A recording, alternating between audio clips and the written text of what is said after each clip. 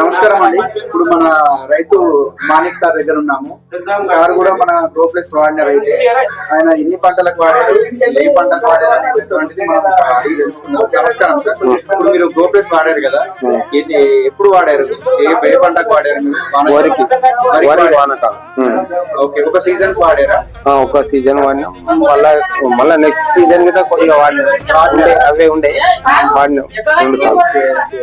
ఎలా ఉంది సార్ గ్రోప్లెస్? ఒకటే వాడారా, ఇంకేమైనా అడుగు మందులు ఉన్నాయా? వేరేం వాడలేదు, మొత్తం అంతే వాడిని.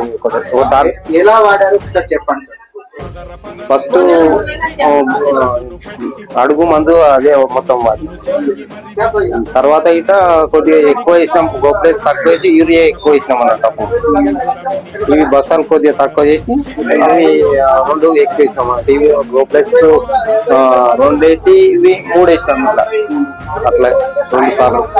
రెండోసారికి మొదటిసారికేమో ఒకటే కలిపినాం అన్నట్టు.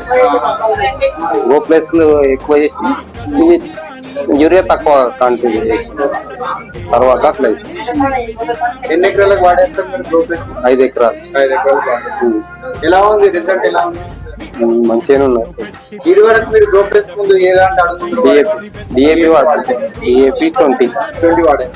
20 బదులు డిఏపి బదులు ఇప్పుడు మన గ్రోప్లెస్ వాడుతున్నారు. సరిపోయింది, మంచిగానే అయింది. ఓన్లీ వరి పంట ఉంది, ఇంకేమన్నా? పత్తి ఉన్నది, పత్తికి టేస్ట్ ఎట్లుంది? పత్తి గిట మంచిగానే వచ్చింది.